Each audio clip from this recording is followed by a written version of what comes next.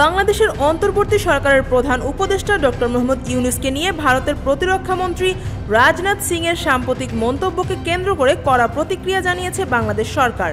পররাষ্ট্র মন্ত্রণালয়ের মুখপাত্র এস.এম. মাহবুবুল আলম বলেন, আমরা মনে করি রাজনাথ সিং এর মন্তব্য সঠিক বা গঠনমূলক নয় এবং তা শিষ্টাচার ও কূটনৈতিক সৌজন্যের প্রতি সম্মানজনকও নয়।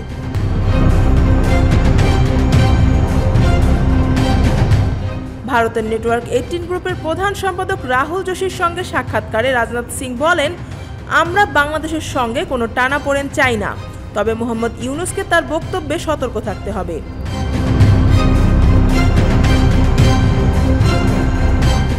তবে ঢাকার প্রতিক্রিয়া স্পষ্ট।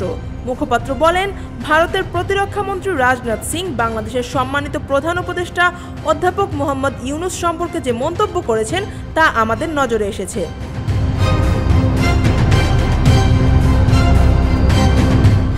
বাংলাদেশ ভারতের সঙ্গে পারস্পরিক শ্রদ্ধার ভিত্তিতে সম্পর্ক বজায় রাখতে অঙ্গীকারবদ্ধ।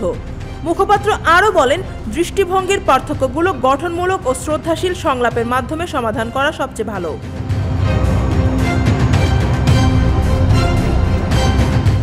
রাজনাথ সিং বললেও বাংলাদেশ নিশ্চিত করেছে যে কূটনৈতিক সম্পর্ক রক্ষা ও শান্তিপূর্ণ সংলাপের পথই সর্বোচ্চ অগ্রাধিকার।